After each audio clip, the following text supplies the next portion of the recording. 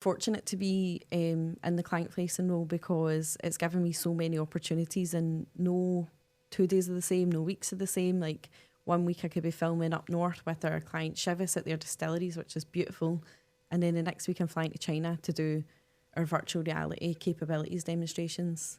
Yeah. So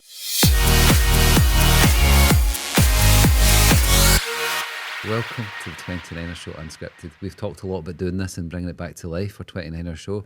So I'm delighted that you're coming along and you're joining us, Stacey. thank you. I have been looking forward to it, but now that I'm here I do feel like a bit apprehensive. Obviously when I go out on like client visits and stuff, I shoot videos all the time of myself, but I don't know why this feels a wee bit different. It's only me. We work together all day long.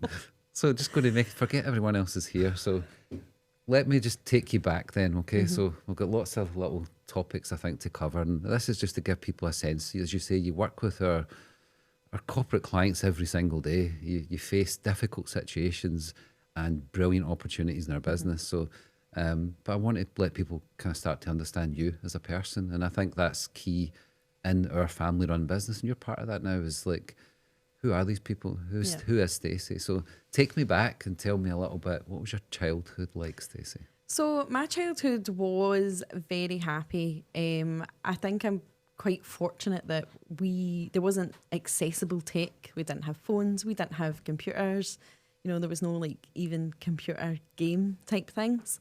So I was always out playing, using my imagination, down the woodlands, building camps, and I just always remember being out and doing stuff and like playing shops or, you know, just being out there and playing with friends, my sister, my cousins.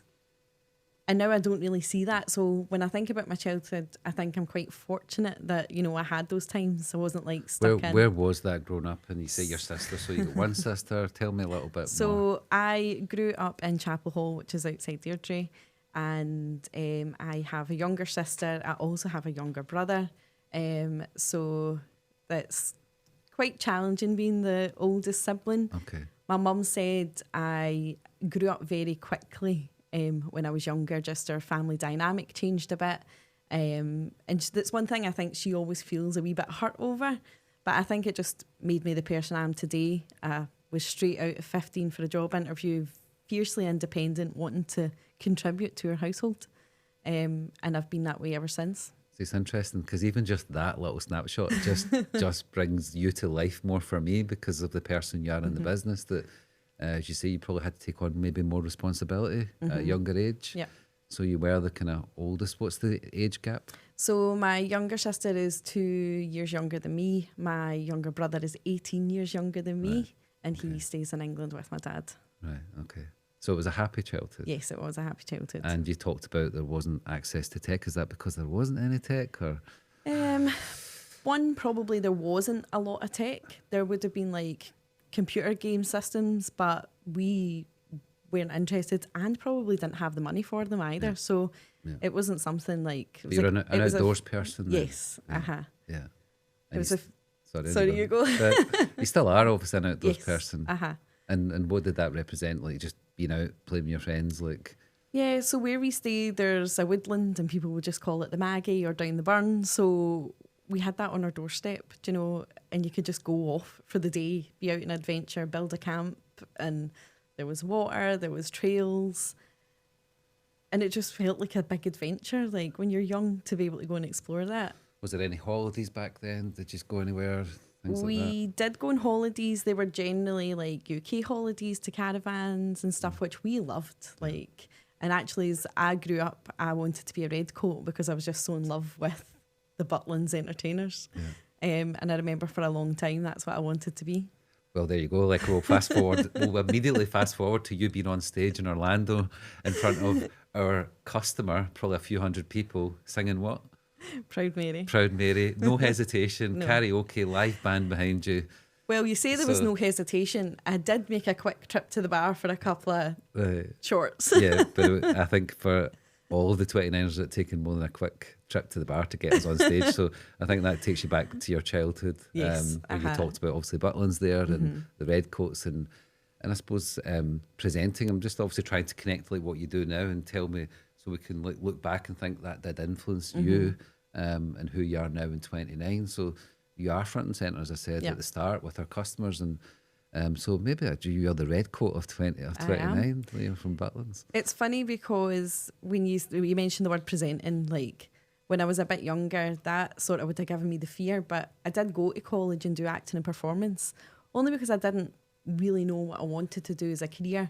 I loved doing acting and performance at high school, so I just kind of was like, I'll go do it. So was that your first kind of thoughts, like going back to your childhood, is like what you wanted to be when you grew up kind of thing, was doing some sort of performance? Yeah, I think at the time I thought that I enjoy doing that and I'm a little bit good at it, so I'll just see where that takes me. But it didn't take me down that path. I quickly changed after college. But I think those skills have given me stuff that I use today, because I think like you can feel apprehensive sometimes if you have to get up in front of like clients or to do a presentation or a pitch, but I almost can kick into that sort of Stacey the performer mode a wee bit. It's like a wee bit of an alter ego, because sometimes in social situations I can feel quite shy and introverted, but in business I can sort of switch it up. But do you think, you see it as a performance, so it becomes then a different version of you? Like? I think so, because I think like I know I have a job to do and I want to do it to the absolute best I can. So that's my best self, is just like, you know, you can join it, just it's like game face, you know, you go into your zone and then you do what you have to do. Yeah, and you do that very well at Thank 29, because I said you do represent us. I mean, even this year, was it just the end of last year, the last 12 months, you've travelled quite a bit with 29. I'm really fortunate to be in the client facing role, because it's given me so many opportunities, and no 2 days are the same, no weeks are the same. Like 1 week I could be filming up north with our client Chivas at their distilleries, which is beautiful, and then the next week I'm flying to China to do our virtual reality capabilities demonstrations. Yeah. So for me, it's like, and that was fun, wasn't it? Because we just got the Apple Vision Pro, and it literally was only a few months that we had it, and a week's notice. And that was, for me, that was more precious cargo than you, wasn't it? Yes, that's how it made you feel, I suppose. Stacey, come back with us in one piece. But you did, as you say, you went to China, and tell us about that trip then a little bit. So I went to China. We bought the Apple Vision Pro back, and we had been talking to our clients about it, and they were really excited about it and the capabilities we can do for them with it. And then they knew they were having a kind of a leadership briefing where everyone from all over the world from their divisions was congregating in China. So they kind of talked internally about, we need to show this somehow. And then it was like, right, well, we knew this was probably going to be an option that we would be asked to go. And then it was myself that got asked to go. Well, I think you volunteered, but I'm glad you volunteered, because I think Jill and I were going somewhere else. So well, I felt like I wasn't the first choice to go, because that's not my specialism, like the virtual reality and the actual hardware.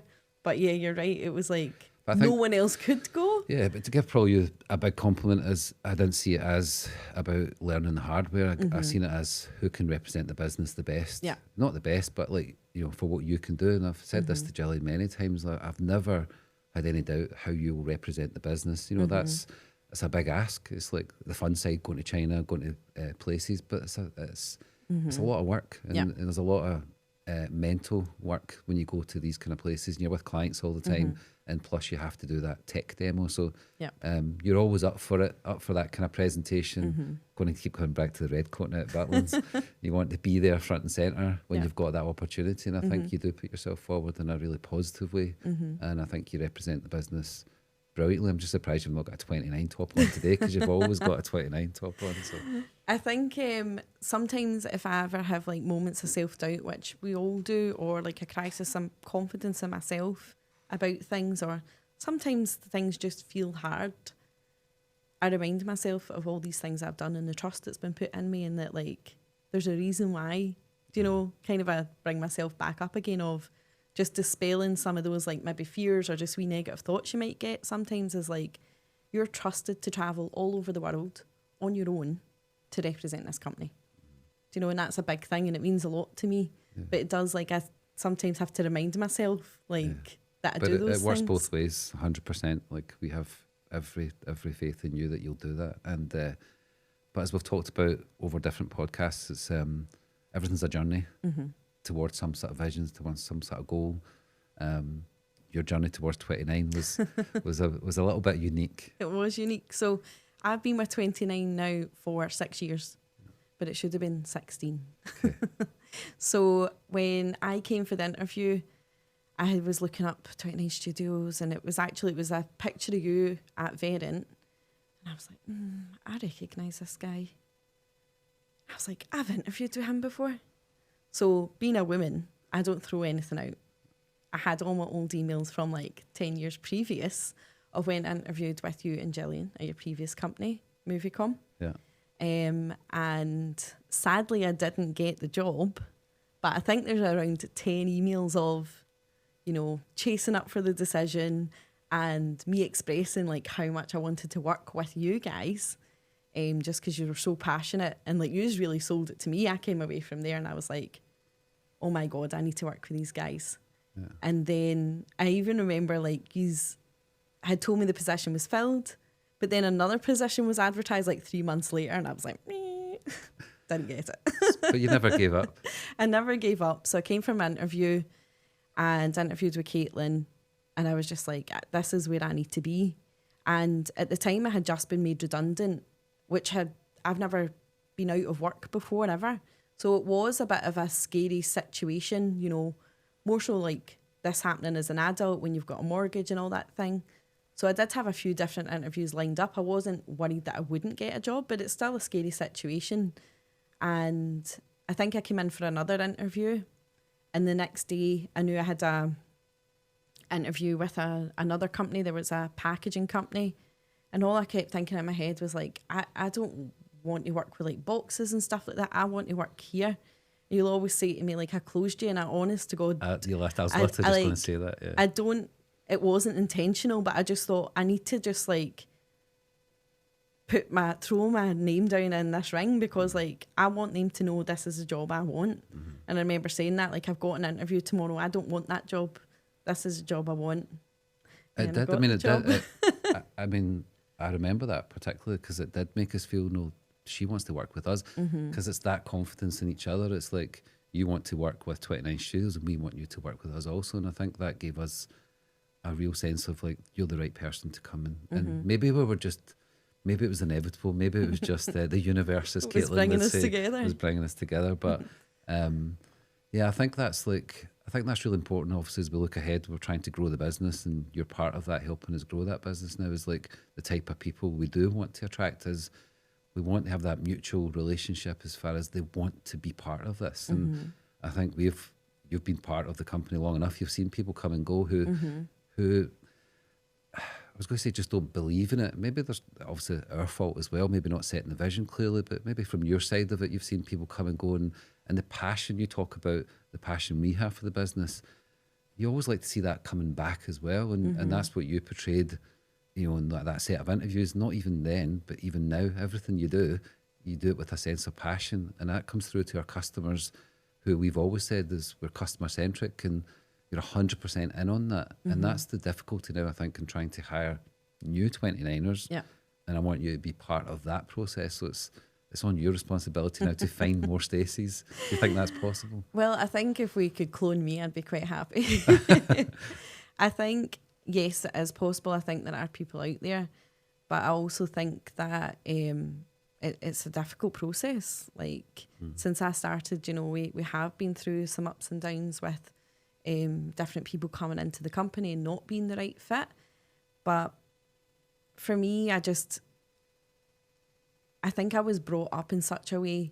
My mum was very hardworking, and she always taught me to just like be, as well, when you were working, it was like, you know, always like be respectful, work hard, bring value, like find stuff to do, make yourself available, like, because obviously when you're younger, you're maybe making teas and coffees, or like, you know, they're not in the nitty gritty. But she was like, just ask, you know, make yourself really valuable and work hard. And I think that's a generational thing. Like, I don't see that. And I've worked in several different businesses, like, over the last 20 years. And I just think that was my upbringing, and it was my mum, do you know, that drilled that into me, and it stuck with me. And I do find it, and I think some of those things are very basic. Maybe then future interviews we ask people to bring their mums and dads. It always instills that kind of value in you, doesn't it? But I do believe the people are out there, and I think, like, see if you're someone who's passionate and you love what you do and you want to make a difference, then this is a great place to work. But you just have to want it, you know. Nothing's going to be handed to you. Yeah, we talk about transactional and vital, don't we? Like, vital people within the team, and transactional, as in they're there to do the job and then they want to go home, and that's fine. But we're trying to right now grow more of the vital side of the business, and I think that's important moving forward for us as a company, and to for the innovation that's coming through. We'll touch on that later. But so that's just a little snapshot of, we've kind of crossed over into the now, but obviously back in your childhood and what probably influenced you. And we talk about environment being the number one asset of how you're shaped. But what was your biggest challenge you faced growing up? If we go back to more early days of Stacey, what was your biggest challenge? Biggest challenge growing up? I think probably I wasn't academic, so I left school very early, and that was difficult because my friends all stayed on, they all went to uni, they all done their thing, and they were very academically smart. I've applied for my first job when I was 15. I've always worked, and I think I'm more like, you know, I learn on the job and more experience than book smart. So I did find that really challenging, but it also, I think, like, opened up more opportunities for me, because then, whilst I maybe didn't have XX qualifications, I had experience. And that's what businesses are looking for. Do you know, you might have a qualification in something, but can you do the job? And was your challenge that your peers felt like you felt inferior to them because they had qualifications and things? Because I was the same. I left school in fourth year, didn't go to college or university, but I had life lessons. Yeah. Kind of thing. I think it was more when I was a bit younger and you're interviewing for your first sort of jobs and you're foraying into, like, the workplace, if you like, out with, you know, cafes and stuff, which was my kind of a first. What was your first job then? So my first job was with the Capokie Man in Airdrie. The what man? So he's called the Capokie Man. Capokie Man. And it's Capokie's ice cream. Oh, so right, it's an Italian family-run business. Right. And I interviewed for a job with him when I was 15. He had a wee tea room in Airdrie. And I was just, this is where I need to work, Mum. This is so beautiful. They make ice cream there, and then they've got a tea room and all the families come. So I went for the interview. I'd borrowed a suit off my cousin. So I was only 15. I was like, full suit, I'm going. And he phoned, and it was house phones at the time. So my mum got the call that I hadn't got the job. And it was because I was too young. I didn't even have my national insurance number. But then I think it was a few months later, I had turned 16, and the person he had hired hadn't worked out. So he phoned and said he still wanted to hire me if I was still interested. And then I worked there for like a couple of years at the weekends, and I just loved it. It was the most wholesome, like, place to work ever. And I always remember a Sunday, because all the families would come in after they'd been to chapel or church. And obviously being there every Sunday, I got to know them and their family. So it was really, really nice to see. They would just come after, you know, to congregate for their tea, their lunch, their breakfast, and ice cream, of course. Yeah. But it was just such a lovely business to work for. And do you think, I didn't know that story, so do you think that's, influence is not the right word, but like from our business now, there's a similarity of that culture of small family, we care, we trust, we look after each other as much as we can in every aspect, personally, professionally, financially.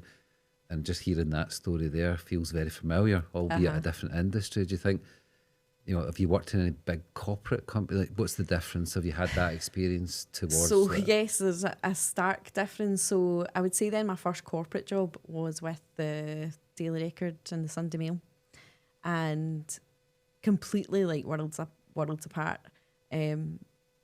Before that, actually, I worked for Abbey National as well. But the difference is, like, as long as you do your job, no one cares. Like, Yeah. You know, That's the transactional part, the vital and the functional. Whereas when you're working sort of smaller, close knit, you care about the customer and you care about the business and the business cares about you. It's completely different. Like you go to these other jobs and as long as you're doing a good job, it's fine. And it was very, very difficult to grow in environments like that. One, because obviously like there aren't a lot of opportunities and they kind of just want you to come in and do your job. Yeah, and that suits probably a lot of people as well, but that probably helped you make that decision, maybe subliminally, that you want to be more part of that family business that you can add a bigger influence into rather than maybe corporate. I think that's the biggest difference for me when I first started with 29 Studios was that you're listened to and what you've got to say matters. And I'd never really had that in any working environment before. So I feel like I've grown considerably over like the last 6 years in myself as well. And I think that's testament to being lifted up. You know, the opportunities for growth have been there if you want it.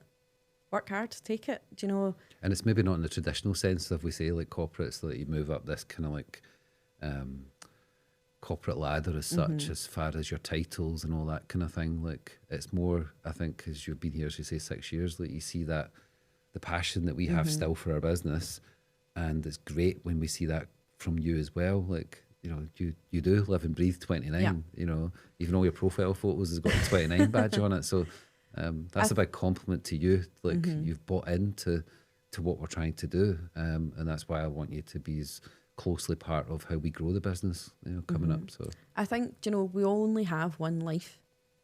Work is a massive part of that as well. So I don't really buy into this work-life balance because I think you've got one life and there's all different elements that make that up. You just have to do what makes you happy. You know, and if you're sitting there like probably like, oh, my work-life balance, then something's not working for you. And I suppose if you work in any sort of smaller business or family business, then, you know, work can make, you know, love what you do as we talk about, then if you're in this type of environment, it's up to you to make that happen, you know, and not blame everyone else, I suppose. So, okay, good. Glad you're part of it. What decision have you made that completely changed your trajectory? Now, obviously, we've talked about applying for a job here, and is there anything else that you think over your life, like, I went in that direction, and you ever wonder, like, if you went in an opposite way? So, like I said, I did do acting and performance when I was at college. That was the first thing I went into, and then after it, I remember I got invited. Well, I got pushed along to go to a audition. Now, I knew at this point I had no interest in following this because I'm somebody who does need a sort of more secure path, or at least a path I can follow. And the entertainment industry isn't like that. You know, I have very talented friends who have done amazing, but I see it's hard for them. You know, it's really hard. Like, sometimes you're in work, sometimes you're not in work. How do you balance that? You know, then obviously, like, how do you pay your bills? Like, all of those stresses and worries. So I knew as I was coming towards the end of college, I was like, I don't want to do this as a career. Yeah. And from there, I kind of landed my job at the Daily Record, which then I fell into a more marketing role. I done college at night school, diplomas, degrees, also while working full time. Yeah. Okay. So that was kind of the big change. And then looking back, what's one piece of advice you wish you'd received earlier? I think probably like, don't be afraid. Don't be afraid to speak up. Don't be afraid to fail or make mistakes. I think just speaking up if something doesn't feel right. I think there's been situations in a business before where I've thought, this isn't working. Like, I'm doing this job, it's not working. But scared to rock the boat, because if I say, this isn't working, can we talk about it? Or what if then they let me go and, you know, I've got a mortgage to pay? Like, that was quite a fearful situation.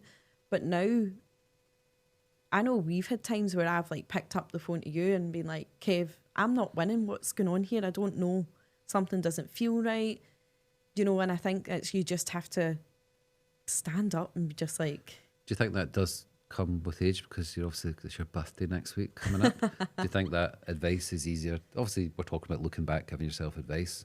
I'm trying to also kind of like anyone younger than us watching it to maybe take that advice at a younger age. So do you think it is just as you get older, you start to become a bit more carefree and a bit more confident, maybe? Maybe, but I do wish there's situations when I think back on jobs that I had that I really enjoyed, and you'd be sitting in a meeting and you'd just be like feeling great to be part of this meeting, but not, I probably didn't know then that like you feel involved, but the only real way to be involved is to add value and speak up and voice your opinion if you've got one, even if it differs from the people around you. Yeah, and we've always talked about, even in our own company, that if you're part of a meeting, which can be quite high-profile meetings, that if you're part of that, you have to contribute. You know, it's not a pressure. It's a pressure, but it's also that stepping outside your comfort zone to be, I'm in here for a reason. I can't just be a bystander. I have to contribute, and I think that's what you've shown. Like your story so far has shown that you've already learned that, and we continue, both of us, to learn how to adapt to situations, because it is quite fluid when you work in a small business. You are, like you say, a few weeks earlier, before you went to China, you had no clue you were going to China, and then all of a sudden you're in China representing 29 to corporate customers, using a device that wasn't even out in the UK yet. We bought it in America, and you had to learn that device and go and present it to people in China. Like that's a big confidence that you must have got after that as well, about your value and the kind of positions you can put yourself in. Yeah, absolutely. Yeah, I think I'm not scared to be in hard decisions, because but you're not scared to, I think, what maybe talk about, you're not scared to fail. I think that's what we're trying to build in again. Yeah. It's like, it's okay to fail. Yeah, absolutely, because that's the only way you learn. Yeah. And I think every day's a school day. You know, you make a mistake, you pick yourself back up, you do better the next time, but we're not going to get it right every single time. But I think that's the biggest thing, is don't be afraid to fail. Yeah, but never quit. And never quit. Yeah. Okay. Walk me through your day then, for people who know Stacey, personal, all your friends and all that. Well, they have no idea what I do, and they constantly ask me. This is your big chance then. Walk me through your kind of day, what you do at 29 Studios. Okay, so day to day, my role is very customer facing. So I work very closely with our creative team, with Lynn and Caitlin, when the projects come in, understanding what that project is, and then how are we going to deliver it, what's the logistics of that, do you know, what type of creative do we need for it, and how are we going to execute it. So we manage that internally as a team, and then I really need to manage our customers' expectations as well. And then on the other hand, a day could be that I'm out filming with a client, managing the film shoot, working to a shot list, to scripts, just making sure that we are capturing the essence of everything we need to deliver that message for the end result. And I remember the first time I went out on a shoot, I was petrified, like as if we were going to film all the wrong things, but we didn't, because we had a shot list. But it was one of those ones, I think on my first one, it was a wee bit like fake it till you make it. Do you know? No one would have had any idea, but after it, I was like, I think that's more of just a confidence and stepping outside your comfort zone. And I think if you believe in the vision, what we're trying to achieve, you can go out and achieve all of that. So I think it's more of that than fake it till you make it. Is there a favourite project that you've worked on, or category of project? I've asked this question a few times, and you know, not want to isolate clients, but maybe something that just springs to mind, just whether it was something you just enjoyed a little bit more or gave you the biggest challenge. Well, one of the my favourite projects so far was with Poppy Scotland, right, because it was just such a lovely project to work on, and learning more about them and what they do. And what did you learn? Well, I actually learned that my mum, my dad, my gran and my granddad were all veterans. I didn't actually know what that term meant, and I remember coming home and being like, Mum, did you know you're a veteran? She was like, of course I knew I was a veteran.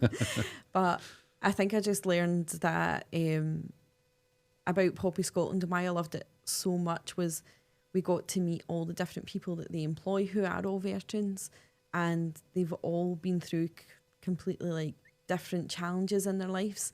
But Poppy Scotland enables them to sort of live independently, to have a place to go every day, to work and to contribute and add value. So for me, it was just like the most wholesome and like feel good project. So I you really learn loved really it. what's behind that poppy that you buy on the street. Yeah, And because I had no idea. was there a story where you met about, is it 3 leaves or 4 leaves? What was there's an English one, there's a Yes, Scottish there's one, an English isn't one there? and a Scottish one. Right. Do you remember which is which? No. 3 or 4? I think And they're handmade, but they're all handmade. Yeah. I But found that was the fascinating thing, Yeah. that it is people who actually make them. So Yeah. so you are buying something that's handmade. And all the workers, I mean, the majority of them, if you ever get the chance to go to their factory for a tour, grab it Because with we both done hands. we done the Yes. the video and the graphics. But a lot of the workers have their dogs with them as service dogs in the workplace. Right. So that was like the most fun part about that project. I suppose you also learn like some things that we get maybe frustrated with or angry with means nothing when you talk to people like that, isn't it? Maybe obviously the trauma they've come through in their life and wars and things like that, and then giving back to the community. So that's a really good project to have picked out. How do you deal with criticism? Because obviously I never criticise you, Stacey. Well, I probably would just go away and cry for 10 minutes on my own. No, I think now, and again, like you're saying, this comes with age and confidence. I think now I take it and I learn from it. Whereas when I would be a bit younger, it would be devastating, like that the world had fallen around me.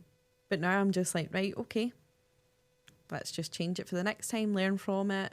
You know, is there anything, what can you do differently? Why did it happen that way? Or so now I feel like I take criticism very well, and just learn from it.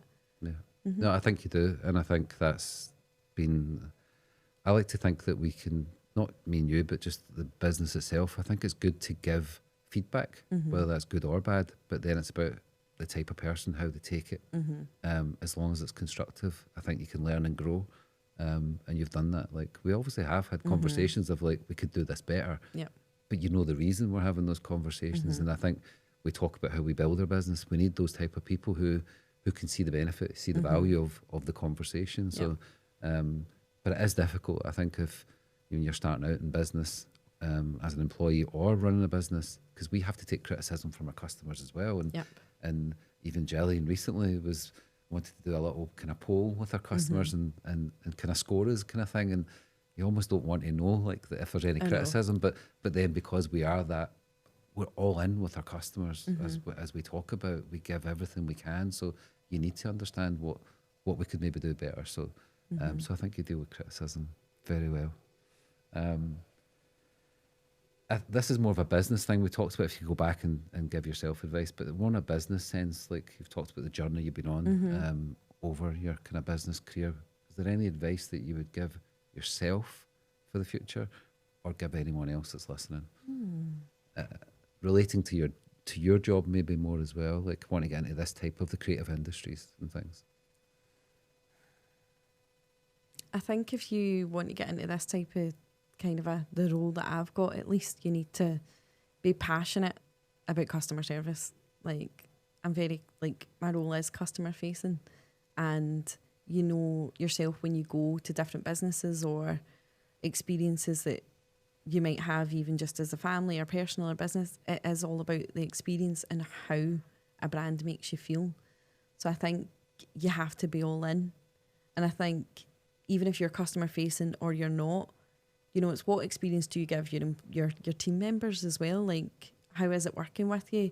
You know, for us in this industry that we're in, we have to work as a team because there's just so many ideas and things, so many advancements coming up. We need to be able to bounce ideas off each other. So I think my advice would be that you just have to grab it with both hands and jump in. And I know Caitlin mentioned this before when what she was talking about is like, you have to do it. That's the simplest way to learn something, just do it. Yeah. Yeah. Good advice. Okay. We're nearly there. If you could collaborate with anyone, now they can be dead or alive, who would it be? And collaborate, whether that's business or just personal, but probably more business. Oh. If you could replace me with someone else right now, who would it be? Who would it be? Oh no, I'm stuck. You're stuck. So, Do you read business books? yes, I do read business books. So if I could collaborate with someone, I'm kind of on the spot right now, but someone who's I fell into, sort of by accident through you, was Natalie Dawson. Now, What do you mean by accident? That was well, I'll tell you why. Because I think you at the time were reading Brandon stuff and some things from the Cardone, and then I remember first looking it up and being like, "Oh, this feels not heavy," but I was like, "Whoa, this is a lot." But then I sort of found Natalie because she's part of that whole thing, and I felt her content for me was more easily like digestible, and I liked the things she spoke about as well, business and other things. So she felt like my soft touch into what we were trying to explore. And then I read her book, and I was like, "Oh no, she's pretty like hot. She knows what she's talking about." For a bit of context, we engaged with Natalie and Brandon Dawson as kind of business masterclass in Miami. Yeah. And Jill and I went out there to kind of learn a little bit more how scaling your business, finding the right people. And we came back and told you guys all about it. And then I remember you saying, like, you started obviously reading the books and thinking you'd love to go out and be part of that. And we did then the next year. Yeah. This was just last year now. And the 5 of us went out and were part of that kind of masterclass. You got to meet Natalie. Yep. And yeah, they're brilliant kind of mentors as far as how to scale the business. And I was more aligned with Brandon, but so you would replace me with Natalie right now? Yeah, Okay. I would. So how do you personally handle high pressure situations? You've been under quite a few, whether that's dealing with customers and maybe they're complaining, or you're just out on a shoot like you talked about filming, and if it all goes wrong, and how do you handle that? Just take a deep breath and just think, what's the sort of best possible solution right now? Sometimes that is, I need to come back to you. And then others, it is thinking on your feet. Okay, we can't film X, but we could probably do Y and Z. So you do have to think on your feet. But I also think you have to not show that you're under pressure or show any panic. I think you have to, when it's business and, it's in your hands, you need to kind of stay like calm, collected, because you still need to instill trust in your clients that, you're still the right person for the job, regardless of things are taking a turn or you need to pivot or do something different. Inside, you might be thinking, oh, right, okay, this is a tough one. But I think you do need to just keep that level of confidence that you have. Is there a certain part of you enjoys that pressure? Like we've talked to Caitlin, she loves events, that kind of is happening now. Like right now we're doing this. Is there a part of you like you enjoy that? And that comes with the territory. Things just don't quite maybe go right, but you have to adapt. I do enjoy problem solving, but probably not get the same buzz that Caitlin gets from like live events. Right. Like not that high buzz. It's probably more of a like a bit more intense than a high. But the thing is, if you're hit with a problem and you find a great solution, like then that feels good, doesn't it? Because then you've solved something and you've delivered what you said you're going to deliver. Okay. And for what we know right now in business, because obviously in our business things can change quickly, all for the good, hopefully. But for what we know now, what are you looking forward to this year? What's kind of on the cards, and what's the kind of thing you're looking forward to most? Oh, this year. So I'm looking forward to, we've got a few big projects coming up. We have a few new clients from different parts of the world. So I'm just really looking forward to getting stuck into those when it's time, and growing, I think, just bringing more people into 29 in terms of like more customers, because the difference in like the categories that we work over is just wild. Life sciences, manufacturing. And I think when we get new clients, you're just like, right, what is this? It's all different. So every client's different, every project's different. They're all really exciting. So I think this year I'm looking forward to activating the new clients, winning more, and just seeing where we can take it. And I think the exciting part for us, for me, and I assume for you as well, is that a lot of our customers are referred to us. You know, we're not, because we do such good work with them, and the passion we do have for our customers, they tend to come to us as well. So that's exciting when a big customer comes and you get the chance to be that customer centric again with them. So as you say, we've got a lot of trips coming up, which might include some seafood restaurants as well. Your favourite kind of food? My favourite. I remember the first time we went to America, and that was my first time in America. And I wanted to go for seafood, like, because I'm just a big seafood fan, and there's like a certain type of dish that you can't get in the UK. What's that? So it's seafood boil. But I remember on that day, probably day one, I was like, right, I'm going to go to this place for lunch. And then I was just going to take myself off because it's not everybody's cup of tea. Yeah. But I remember you guys came with me, and that was fantastic. But it still wasn't the one. Right. So I remember there was one day I took myself off and I found it. And I remember just sitting, and it was just a moment for me, because I was like, God, I've wanted this so long. Yeah. Like, and I just felt like I'd achieved one of my small goals. And that's really important, that you do just take that moment. I've been saying that for a long time, is that sometimes you do need to just stop, pause and think, where are we, what we've achieved, and then push on again. Because as you say, you've got one life. Couple last two more questions, I think. Do you think there's such a thing as being too ambitious? No. I don't think so. Do you see yourself as a really ambitious person? I do see myself as ambitious. I think, though, it's just like wanting to be the best you can be in your role and working hard. I think that's ultimately what it comes down to, is like stepping outside your comfort zone and just But I suppose you work hard if you enjoy it more, isn't it? It's that whole like work-life balance, love what you do. It's all kind of cliche, but I think you know that we mean that, like 100%. And I think that's what 29ers, as we're called locally and internationally, is like, people believe that in us, that we genuinely love what we do. So I thought one of the things you might ask me, because I'd heard it in another podcast, so I don't know if it's on your list, but I'm jumping into it, was do I believe in luck? Yeah. And I don't believe in luck at all. You don't believe in luck? No. Okay. I think people might say, oh, you're so lucky you get to do this, or oh, you're just so lucky. I'm not lucky. I've worked really hard, you know, from a small child with our first job to where I am now. Like, we all work really hard. Things aren't just given to you. Yeah. Or as maybe friends, not necessarily family, but maybe think, oh, you're lucky, you're doing really well. It's like, there's no overnight success. No. Anyone starting a business, even with the speed of technology, there's no overnight success. It's 1998 we started this business.